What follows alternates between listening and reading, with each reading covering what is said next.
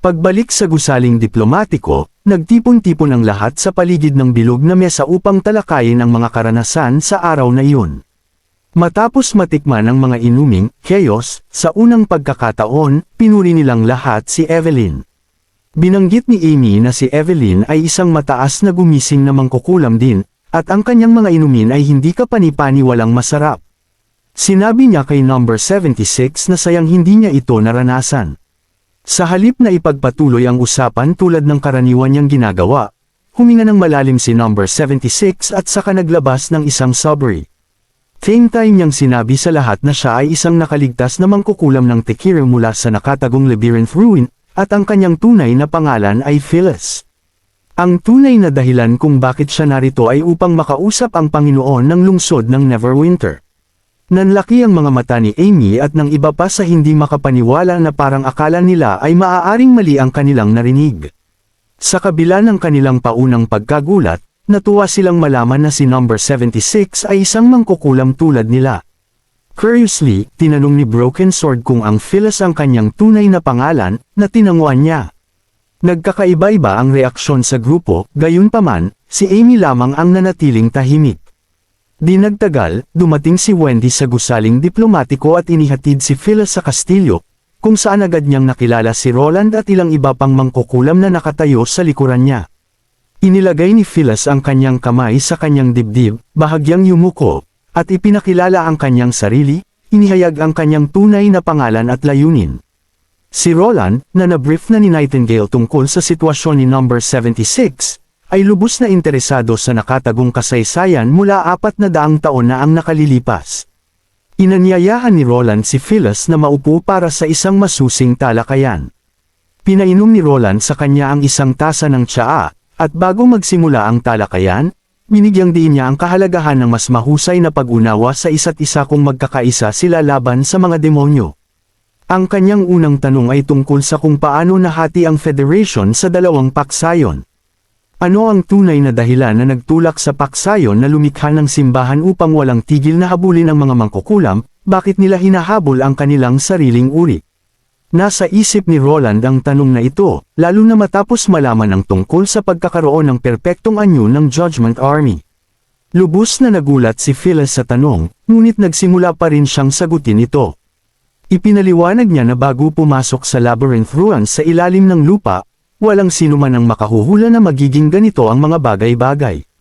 Nakinig ng mabuti si Roland, ang kanyang ekspresyon ay naging seryoso habang sinimulan ni Phyllis na ikwento ang mga pangyayari. Sinabi ni Phyllis na kung wala ang mga ruin na iyon, hindi sana nagkaroon ng proyekto ng Judgment Army, at malamang na hindi na nakaligtas ang mga natitirang mangkukulam.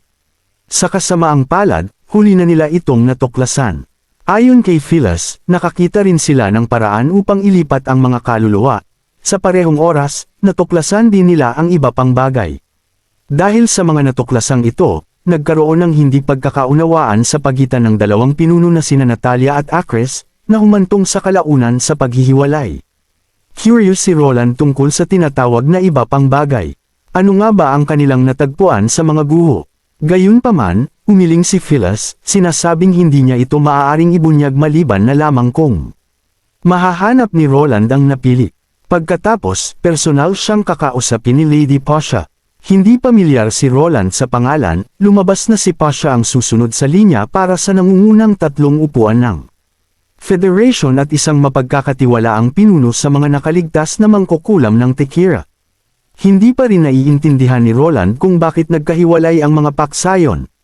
Kung ang perpektong anyo ng Judgment Army ay nangangahulugan na hindi na kailangang mamatay ang mga mangkukulam ngunit umiiral sa ibang anyo, bakit hahanapin ni Acres na hulihin ang mga natitirang mangkukulam? Umiling si Phyllis na nagpapahiwatig na mali ang pagkakaintindi ni Roland. Tumawid ang isang mapait na ekspresyon sa kanyang mukha habang inihayag niya na ang pinakaunang nilipatan niya ng katawan ay nagmula sa isang nabigong mandirigma ng Judgment Army. Tumagal siya ng 50 taon upang makontrol ang katawan na iyon at kung gusto niyang gamitin ang mga armas at mga kasanayan sa pakikipaglaban. Aabutin siya ng hindi bababa sa 1 siglo ngunit habang mas maraming karanasan ang kanilang nakukuha, unti-unting nagiging mas madali kapag lumilipat sa isang bagong katawan. Ibinahagi ni Roland ang kanyang mga saloobin na sinasabi kung ganoon nga, kakailanganin ni Acres ang marami sa mga katawan ng mandirigma ng Judgment Army.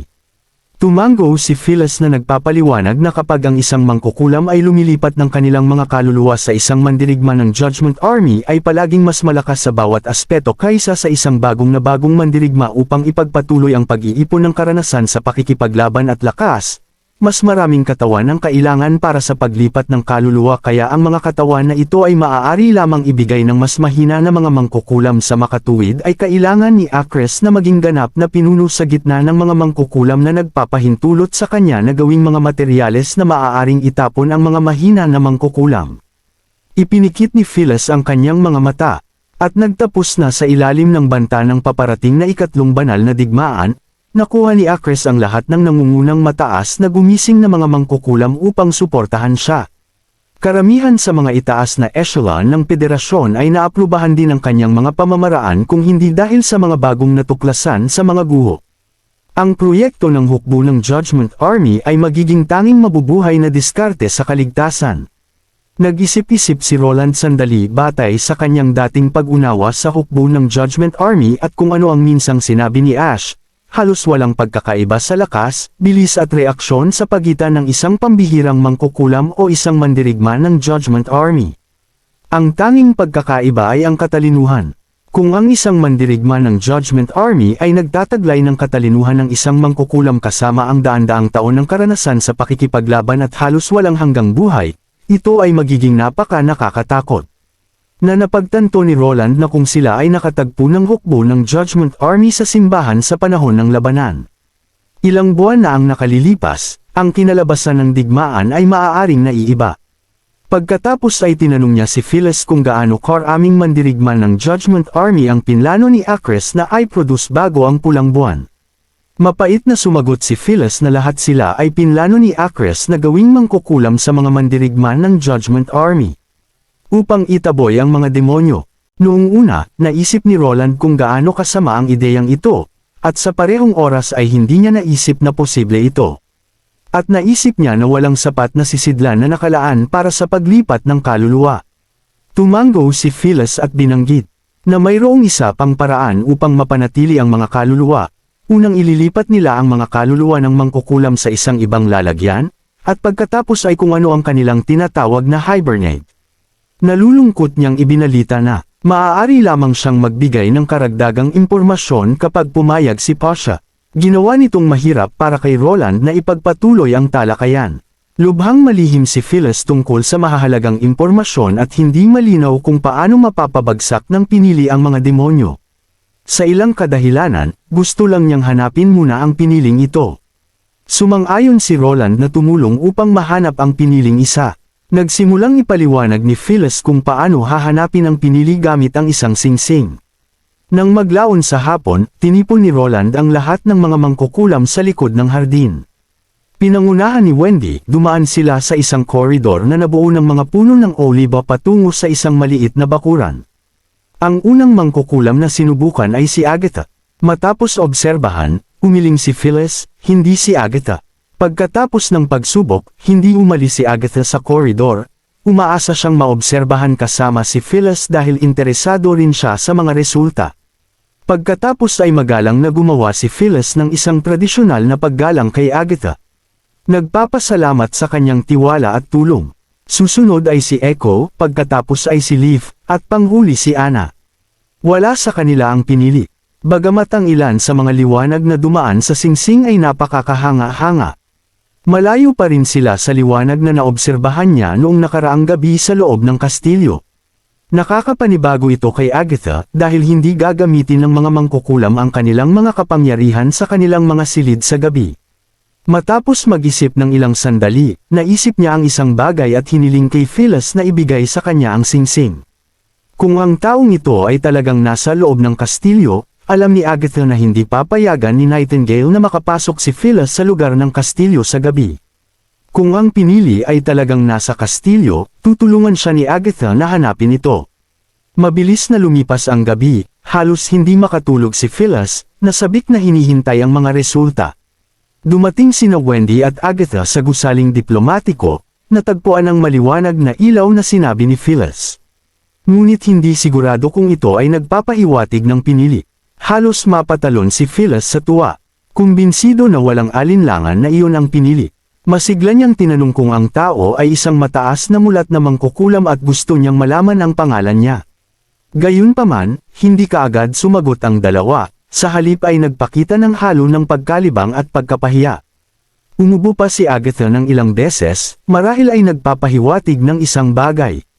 Para bang binangga siya ni Phyllis ng isang truck, bigla siyang tumayo at tinanong kung lalaki ito at hindi babae. Tumango si Wendy, na nagpapakita na ang orange na liwanag na lumabas ay mula sa kanyang kamahalan Roland Wimbledon. Hindi makapaniwala si Phyllis, paano maaaring maging pinili ang isang mortal na hari. Ipinaliwanag ni Agatha na hindi lamang siya, kundi pati na rin si Nightingale, Anna, Wendy, na lahat ay nakakuha ng parehong conclusion.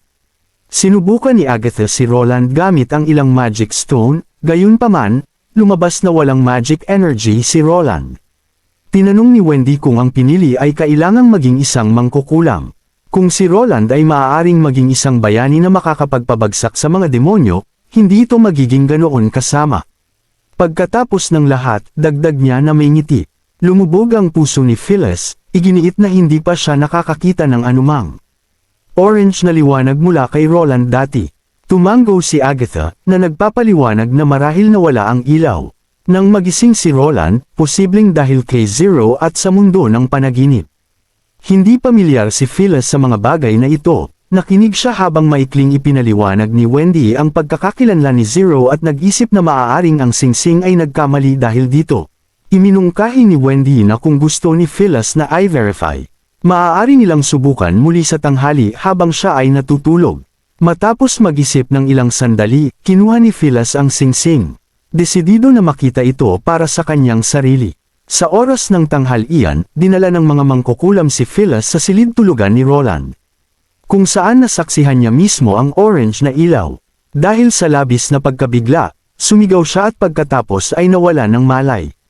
Nang magkamalay si Phyllis, natagpuan niya ang sarili sa isang malambot na kama kasama si Agatha sa kanyang tabi na nagbabantay sa kanya. Tinanong ni Agatha kung maayos na siya, huminga ng malalim si Phyllis, inaamin na masyado lang siyang nagulat. Hindi niya kailanman naisip na pagkatapos ng mahigit 400 taon ng paghahanap sa pinili, ito ay isang mortal.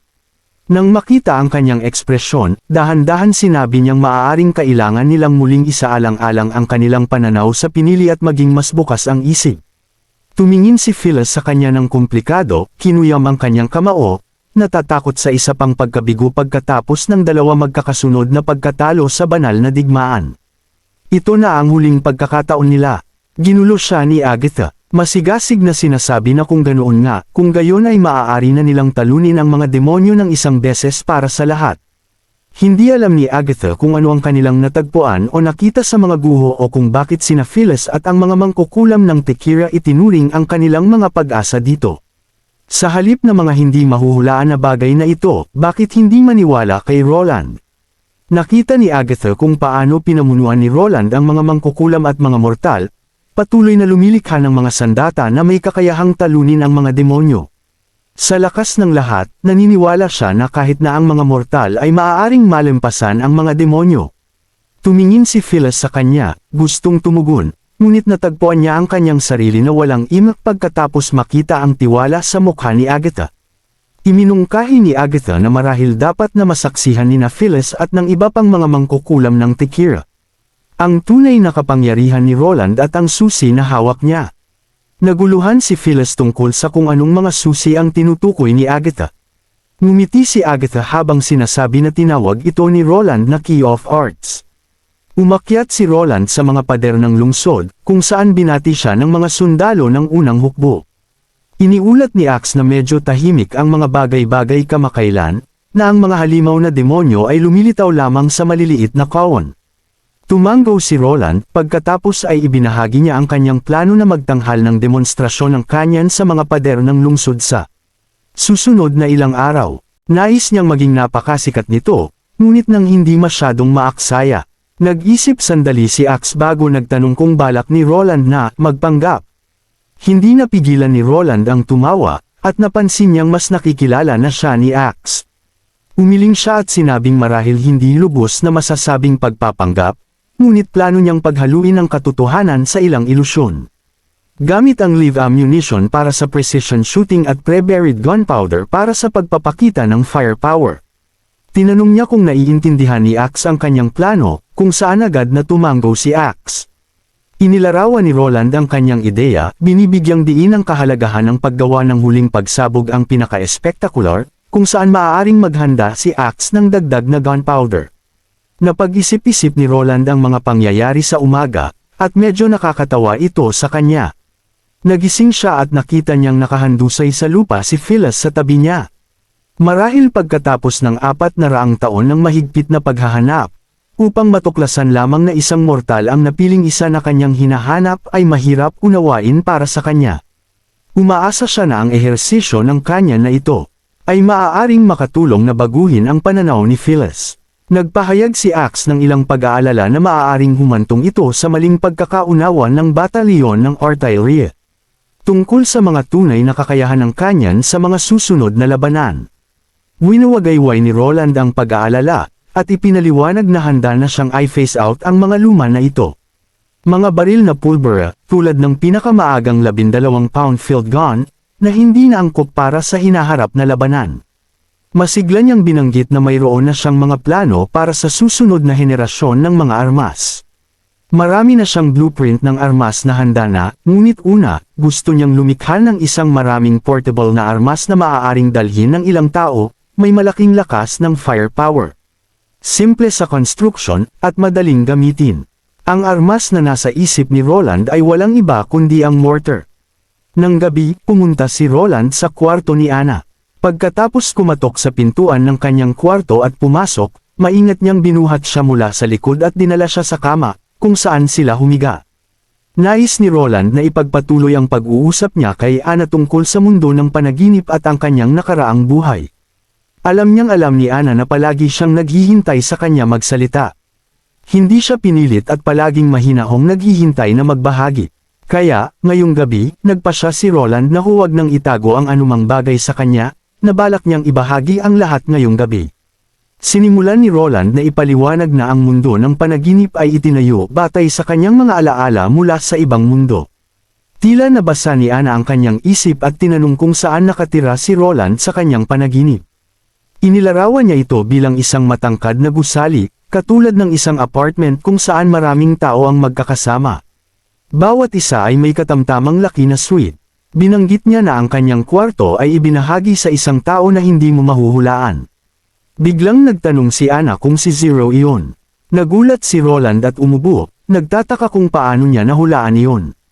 Ibinahagi ni Anna ang kanyang pagsusuri na nangangatuwiran na dahil ang mundo ng panaginip ni Roland ay lumitaw pagkatapos niyang talunin si Zero sa larangan ng digmaan ng Soul Battlefield. Makatuwirang sabihin na ang panaginip ay bahagyang nauugnay sa kanya. Nag-aalala siya na baka atakihin siya ulit ni Zero. Umiling si Roland, at ipinaliwanag na si Zero ay naging isang bata. Nawala ang lahat ng kanyang alaala, at napakamakatuwiran. Ngumiti si Anna, at sinabing kung ganoon, dapat alagaan siya ni Roland. Nagulat si Roland at nagtanong kung bakit, at sinabing, panaginip lang iyon. Hawak ni Anna ang ulo ni Roland, at sinabing tulad ng sinabi ni Roland, kung walang pagkakaiba sa katotohanan.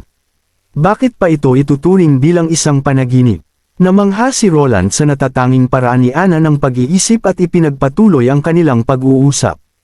Habang lumalalim ang gabi, sa huli ay nakatulog silang magkasama. Kung sakaling may nagtataka, wala nang nangyari ngayong gabi. Anyway, balik tayo sa kwento. Kinabukasan, nang buksan ni Roland ang pinto ng kanyang opisina, sina Berev at Edith ay naghihintay na sa kanya sa loob. Si Nightingale ay nakahiga sa isang upuan, nagbabasa ng libro, at ngumunguya ng pinatuyong isda. Iniulat ni Berev na ang logistic para sa Southern Offensive ay kumpleto na. At ang recruitment ng mga reserbang sundalo ay maayos na nangyayari. Tinansya niya na ang kabuuang lakas ng unang hukbo ay aabot sa 7,000 pagsapit ng tagsibol ng susunod na taon. Natuwa si Berev, at inaangkin na ang puwersang ito ay hindi tulad sa Grey Castle dati. Sumingit si Edith, pinaalalahanan si Berev na hindi lamang sila nakaharap sa mga hanggal na kabalyero at mga maharlika. Tila bahagyang hindi nagustuhan ni Berev, ngunit ngumiti si Roland at sumang-ayon kay Edith. Kailangan nilang maghanda para sa labanan laban sa mga demonyo, at dapat na magpatuloy ang pagpapalawak ng hukbo. Mas maraming sundalo sa unang hukbo mas mabuti, hanggat hindi nito nahahadlangan ang produksyon. Pagkatapos ay mausisa na tinanong ni Edith tungkol sa pagsasanay ng kanyan ni Roland. Iminungkahi niya na payagan ang mga residente ng Neverwinter na manood. Naniniwala siyang lubos nitong madaragdagan ang kanilang sigasig upang magpatala at magbigay ng kumpiyansa sa hinaharap na labanan laban sa mga demonyo. Tumutol si Berev, tinatanong kung bakit isasangkot ni Edith ang mga sibilyan sa ganoong kaganapan, natatakot na maaaring mali ang pagpakahulugan nila sa mga pagsabog bilang parusa ng langit. Sumagot si Edith na sinasabing sa wastong mga turo ay walang matatakot, kahit na isipin ito ng mga tao bilang parusa ng langit, makikita pa rin nila ito na nasa ilalim ng kontrol ng hari. Binuo niya ang kanyang ideya, isinasaalang-alang ang limitadong upuan, maaari silang magbenta ng mga tiket sa mababang presyo upang mapalakas ang kita. Ang madla ay pangunahing binubuo ng mga individual na may edad na 15 hanggang 30, dahil sila ang kumakatawan sa hinaharap na pangunahing tanggulan ng Neverwinter. Maingat na naisip ni Edith ang buong plano, at medyo naintriga si Roland. Ang manangkahan Edith ay halos kapareho ng parada militar. Binigyan niya ng pahintulot si Edith upang ipatupad ito. Sa maingay na merkado, habang bumibili si May ng ilang sangkap at dumaan sa plaza, natagpuan niya itong puno ng tao. Isang lalaki ang nag-anunsyo na ang kanyang kamahalan ay magdaraos ng pampublikong pagsasanay ng kanyan sa loob ng 3 araw. Si May, mausisa, naisip na ito ay isa pang bagong ideya ng hari, isang bagay na malamang na ikakatuwa ni Carter. Bigla, narinig ni May ang mahina na tunog ng mga yapak sa likuran niya. Paglingon niya, nakita niya ang isang batang babae na may hawak na 2 inasna na isda. Nawalan ng salita ang batang babae, ibinigay ang isda kay May. Iginiit na ito ay tanda ng pasasalamat na dapat tanggapin ni May. Nagulat, nalaman ni May na matagal nang gustong makilala siya ng batang babae. Naniniwala siyang maipagmamalaki ng kanyang ama ang mga pagtatanghal ni May. Ang ama ng batang babae, isang sundalo ng unang hukbo, ay namatay sa labanan. Matagal nang malungkot ang batang babae at ang kanyang ina, ngunit matapos mapanood ang bagong dula ni May tungkol sa mga bayani ay binigyan sila ng bagong lakas, tulad ng nangyari sa dula, ang mga nagsakripisyo para sa kanilang pamilya at kaharian ay pinarangalan bilang mga bayani ng hari. Ang batang babae na anak ng bayani ng lahat, ay nakaramdam ng mas malapit sa kanyang yumaong ama at ibinahagi kung gaano niya nais kung siya ay isang lalaki. Upang makasali siya sa hukbo, tulad ng kanyang ama. Natuwa si May at tinanong kung hindi ba natatakot ang batang babae sa mga panganib ng labanan. Umiling ang batang babae na naaalala ang dating hirap noong kailangan nilang palaging lumipat sa Kangoo Stronghold sa buwan ng mga demonyo, maraming tao ang namatay sa daan, at kahit na pagdating sa kampo ng mga refugee sa Kangoo Stronghold, marami ang hindi makakaligtas sa taglamig. Sinabi niya na dahil may mga tao gaya ng kanyang ama, na handang magsakripisyo para sa bayan ngayon ay naninirahan na sila sa mapayapang bayan. Inulit ng babae ang kataga na sinabi ni May sa kanyang pagtanghal, at nadama ni May ang saya sa kanyang puso. Habang nakangiti tinanggap ni May ang regalo ng babae. Masayang kumaway ang batang babae at tumakbo pa uwi. Bumalik din si May sa bahay at sinabi kay Carter gusto din niyang makita ang pagsasanay ng kanyan. Nagulat dahil ayaw ni May sa karahasan, nabigla si Carter sa bigla niyang interes. Mapaglarong tinanong ni May kung hindi ba gusto ni Carter na kasama siya, kung saan agad siyang sumagot na nais niyang makasama siya sa bawat sandali. Namumula, mapaglarong tinanong ni May kung kanino mas gugustuhin ni Carter na sumama, sa kanya o kay Haring Roland. Saglit na nawala ng mga salita si Carter, marahil hindi pa niya naisip na pumili sa pagitan ng katapatan at pag-ibig. Napangiti si May sa kanyang reaksyon. Hawak ang mukha ni Carter sa kanyang mga kamay, mapaglarong. Sabi niya parang maihahambing ang kanyang katayuan sa hari.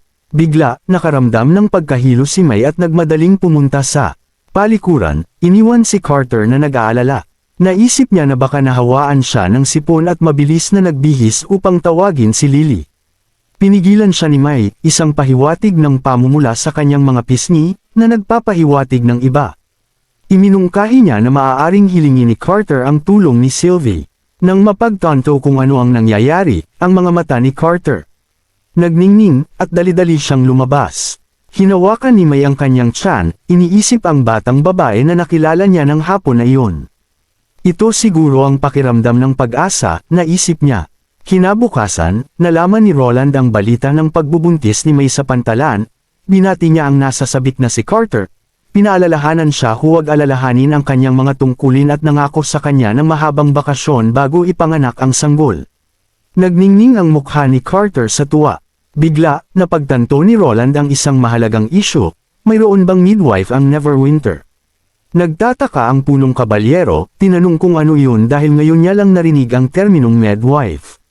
Napagtanto ni Roland na ang pangangalaga sa kalusugan ng Neverwinter ay napakasimple pa rin. Sa kabila ng presensya ni Nana at Lily, na halos maalis ang lahat ng sakit at pananakit, naantala niya pagtayo ng isang maayos na sistema ng medisina.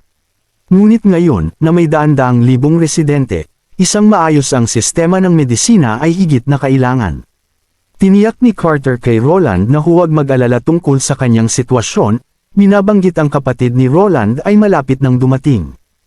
Hindi nagtagal, isang barko ang dumating sa pantalan, si Tilly, kasama sila Andrea, Ash, at iba pa, ay bumalik sa kanlurang teritoryo.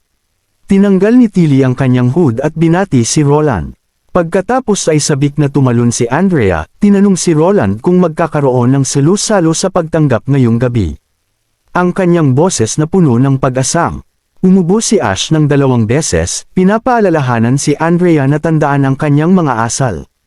Tumawa si Roland at tumango, sinasabing ang taglamig ay ang perpektong panahon para sa mainit na palayok. Kumikinang ang mga mata ni Andrea sa tuwa, at sinimulan niyang purihin si Roland at sinabing hindi katakataka na gusto siya ni Nightingale, ngunit biglang naputol ang kanyang mga salita nang may isang di nakikitang kamay ang mariing tumatakip sa kanyang bibig. Si Ash, na hinahawakan ang kanyang noo, ay tumalikod na parang walang nakita, habang medyo nagulat si Tilly. At si Roland, na may ngiti, ay iminungkahi na bumalik sila sa kastilyo at ipagpatuloy ang kanilang pag-uusap doon. Pagbalik sa kastilyo, ibinahagi ng magkabilang panig ang kanilang mga kamakailang karanasan. Nagulat si Ash nang malaman na si Roland ang pinili na hinahanap ng mga Tekir Witches. Pang-aasar na sinabi ni Tilly marahil, ang unang lalaking mangkukulam sa kasaysayan. Nakangisi, ibinalik ni Roland ang usapan sa paksa matapos hamupa ang mga berwan.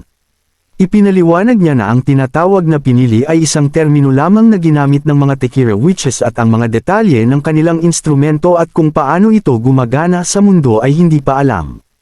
Kinakailangan ng karagdagang talakayan sa kanilang pinuno para malaman ito. Gayunpaman, bago iyon, plano niyang magsagawa ng isang pagsasanay sa kanyan upang maibalik ang tiwala ng mga Tekir Witches. Naalala ni Ash ang unang pagkakataon na nakita niya ang mga armas, idinagdag niya na magsisilbi rin itong demonstrasyon ng kapangyarihan. Idiniin ni Roland na ang pagsasanay na ito ay bukas din sa publiko. Hinuyam niya ang kanyang kamao, umaasang sa sandaling masaksihan ng mga tao ng bayan ang kapangyarihan na mayroon sila. Lalakas ang loob nila kahit nasa harap ng mga demonyo. Nang magmungkahi si Andrea na gamitin ang mga demonyong hayop bilang target upang magkaroon ng mas magandang impresyon. Nag-isip si Roland ng ilang sandali, isinasaalang-alang ang ideya. Ang panukala ni Andrea ay nag-aalok ng mas maraming paningin at walang maaaring maging mas kapanapanabak para sa mga mamamayan ng Neverwinter kaysa sa makita ang mga matagal ng kaaway ng kanlurang teritoryo na puksin ng pamamaril ng kanyan. Nagboluntaryo sina Andrea at Ash na hulihin ang mga hayop, habang nag-alok din si Ivy na tumulong. Nag-aalala si Wendy tungkol sa mga panganib ng paghuli ng mga demonyong hayop. Si Nightingale, tila sabik na lumahok, tinitiyak sa kanya na hanggat sila ay nasa kontrol sa loob ng lugar ng kontrol ni Leaf, walang magiging panganib. Pagkatapos ay nagmungkahi si Tilly ng isang paligsahan sa paghuli ng demonyo bago ang pagsasanay sa kanyan. Bubuo sila ng 3 koponan upang makita kung sino ang makakahuli ng mas maraming demonyong hayop. Na may isang buwang supply ng inuming chaos bilang premyo. Curious si Tilly kung ang inuming ito ay talagang mas masarap kaysa sa mga ice cream sandwich. Iminungkahi rin niya na lumahok si Phyllis. Nagulat si Roland. Naniniwala si Tilly na magbibigay ito kay Phyllis ng unang kamay na pag-unawa sa kapangyarihan sa likod ng mga armas ni Roland. Si Roland, na tumitingin sa mga naghihintay na mukha ni Ash at ng iba pa, tumango bilang pagsang-ayon. Matapos tapusin ang plano upang manghuli ng mga demonyong hayop, unti-unting umalis ang lahat. Si Ivy, dumiretso sa ikatlong palapag ng gusali ng diplomatikong, tumigil bago kumatok sa isang pintuan. Naalala kung paano hiniling ni Roland na kausapin siya ng mag-isa kalahating oras lang ang nakalipas.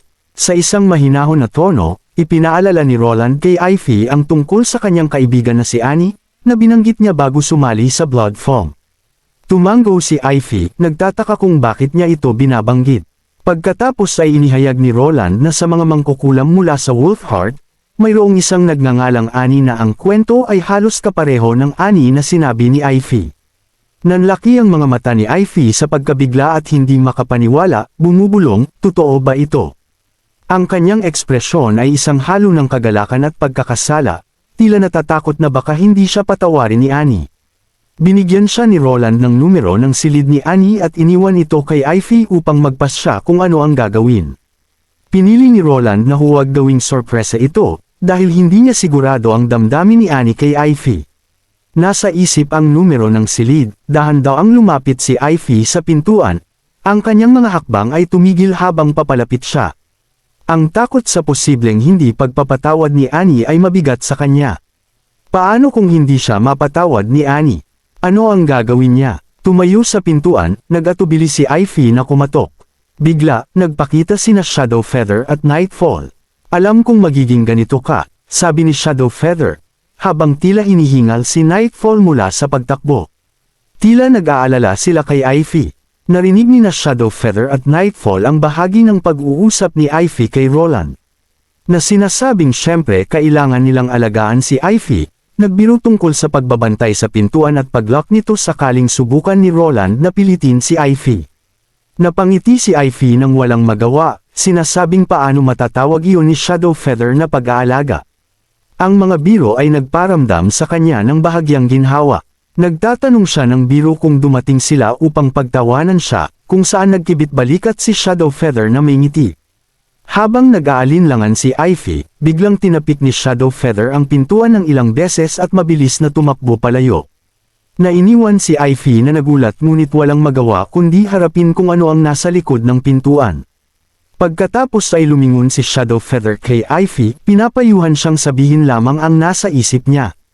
Habang bumukas ang pintuan, isang matangkad na mangkukulam ang lumitaw sa harap niya, si Annie iyon. Tila tumigil ang oras sa sandaling iyon. Nakita ni Annie ang babae sa harap niya. Itinutugma niya ito sa alaala ng maliit na Ivy. Maingat niyang tinanong, ikaw ba si Ivy?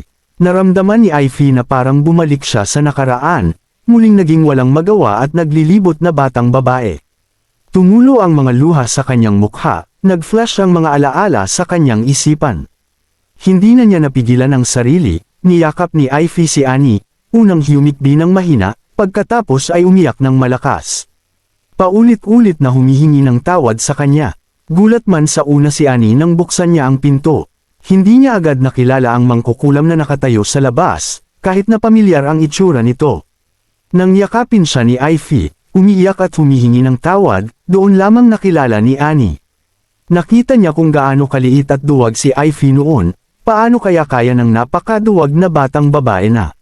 Tumayo sa utos ng Blood Fawn. Huminga ng malalim si Annie, marahang niyakap niya si Ivy. Sinabi sa kanya na hindi niya ito sinisisi. Nang marinig ito, bahagyang nanginig si Ivy at umiyak ng mas malakas. Matagal bago tuluyang bumalik sa ayos ang kanyang damdamin. Habang papalapit ang ibang mga mangkukulam, tinitigan ni Annie si Ivy na nakatulog sa kanyang mga bisig. Pagkatapos, tumingin siya kina Amy at sa iba pa, at gumawa ng isang desisyon. Sinabi niya sa kanila na pipirma siya ng kontrata kay Wendy at maglilingkod sa hari.